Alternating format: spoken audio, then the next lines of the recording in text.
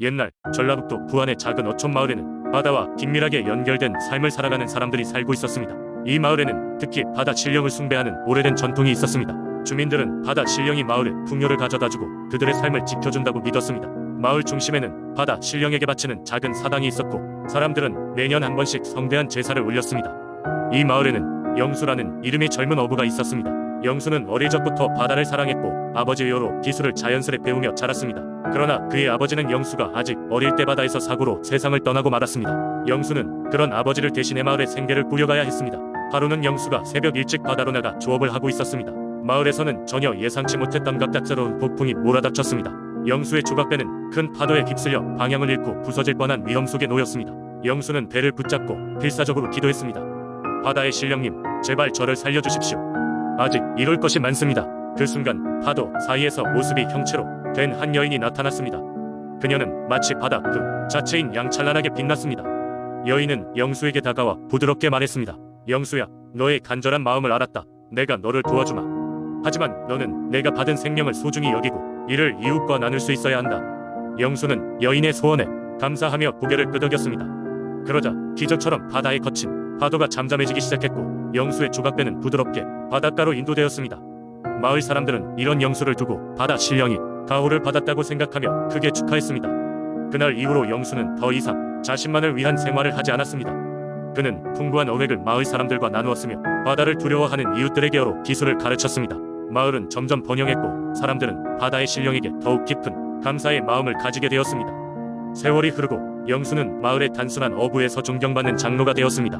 그는 그날의 경험을 젊은이들에게 이야기하며 바다와 자연을 경외하고 조화롭게 살아가는 법을 가르쳤습니다. 마을은 여전히 매년 성대한 제사를 지내고 영수의 이야기는 부안의 전설로 사람들 사이에서 계속 전해 내려왔습니다. 두 번째 이야기 남원이라는 곳은 풍요로운 자연 환경과 깊은 역사적 배경을 지니고 있어 다양한 민속 신앙이 전해 내려오는 지역입니다. 오늘은 그 중에서도 특히 신비롭고 흥미로운 용궁에 대한 전설을 이야기해 보겠습니다.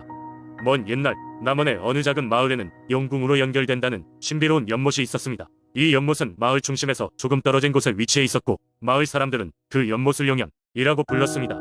1000년이 넘는 시간 동안 이 연못에는 전설이 내려왔는데 매달 보름달이 뜨는 밤이면 용왕이 인간 세상이 소식을 듣기 위해 연못 위에 나타난다고 했습니다. 마을 사람들은 용연을 신성하게 여기며 그곳에서 의식을 치르고 매년 봄이 되면 첫 수확 일부를 바쳐 용왕에게 감사의 제사를 올렸습니다. 사람들은 이렇게 하면 아군을 막고 마을의 풍요와 평화를 가져올 수 있다고 믿었습니다. 어느 해 가뭄이 계속되어 푸른 들판이 점차 황량해져 갔습니다. 마을 사람들은 모든 방법을 동원해 대비했으나 기후의 위력 앞에서는 속수무책이었습니다. 두려움에 빠진 사람들은 결국 용왕의 은총을 다시 한번 청하기로 결정했습니다. 밤이 깊어지고 커다란 보름달이 연못 위에 조용히 떠올랐습니다. 이때 마을의 젊은 청년인 수호가 용연에 나섰습니다. 수호는 용왕을 만나기 위해 연못가에 무릎을 꿇고 정성을 다해 기도를 올렸습니다. 그는 가뭄이 계속되면 이 마을이 어떤 어려움을 겪게 될지 간절한 마음으로 호소했습니다. 시간이 지나고 보름달이 연못 위에 완전히 걸렸을 때 갑자기 연못이 깊고 푸른 빛으로 반짝였습니다.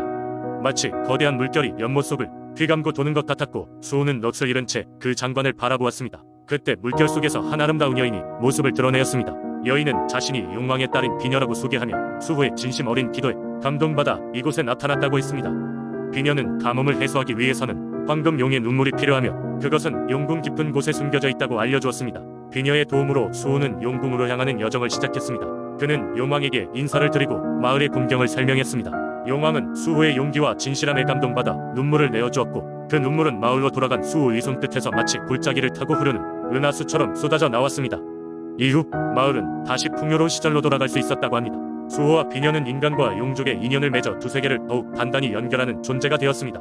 그들의 이야기는 남원 지역의 자연 속에 깊이 스며들어 오늘날까지도 마을 사람들이 연못을 만날 때마다 떠올리게 되는 전설로 남아있습니다.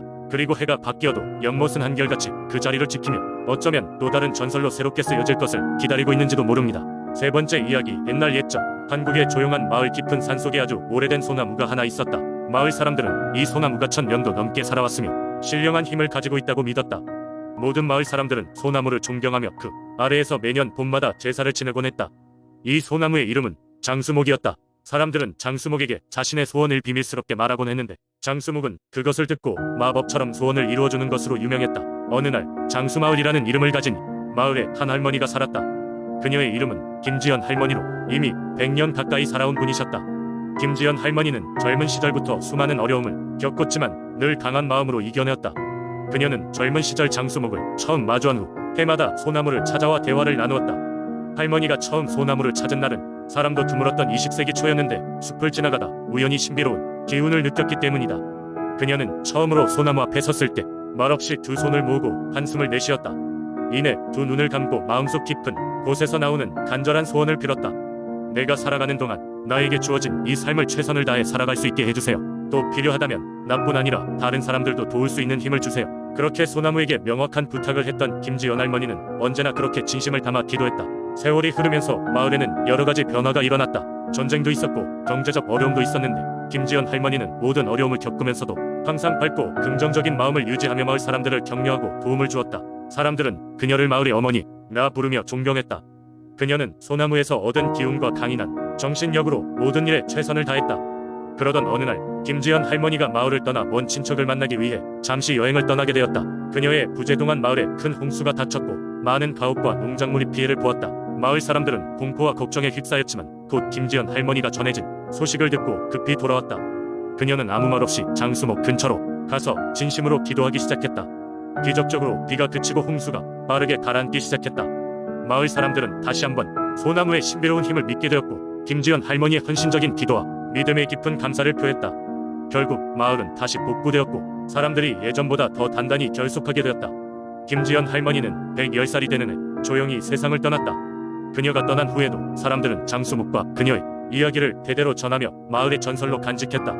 김지연 할머니의 이야기는 마을 사람들에게 삶의 끈기와 희망 그리고 공동체 정신의 중요성을 일깨워주는 귀중한 교훈으로 남아있다. 이렇게 100년을 넘은 할머니와 1000년을 살아온 소나무는 이 마을의 영원한 전설로 자리잡았다.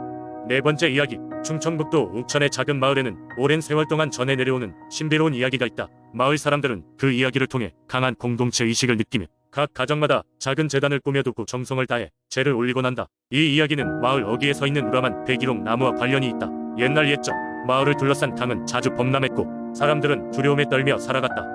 해마다 홍수는 마을의 젖줄인 농작물을 쓸려보내곤 했고 주민들은 갇혀 지내며 생계를 위협받았다. 그러던 어느 날 마을 뒷산에서 신성스러운 빛을 뿜는 백일홍 나무가 나타났다는 소문이 돌았다.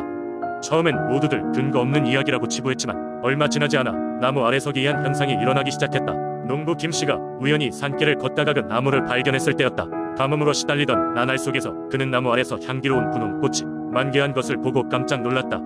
마치 신이 내려온 것처럼 아름답게 피어난 백일홍은 태양처럼 빛을 내며 안개처럼 부드러운 미스트를 뿜어냈다.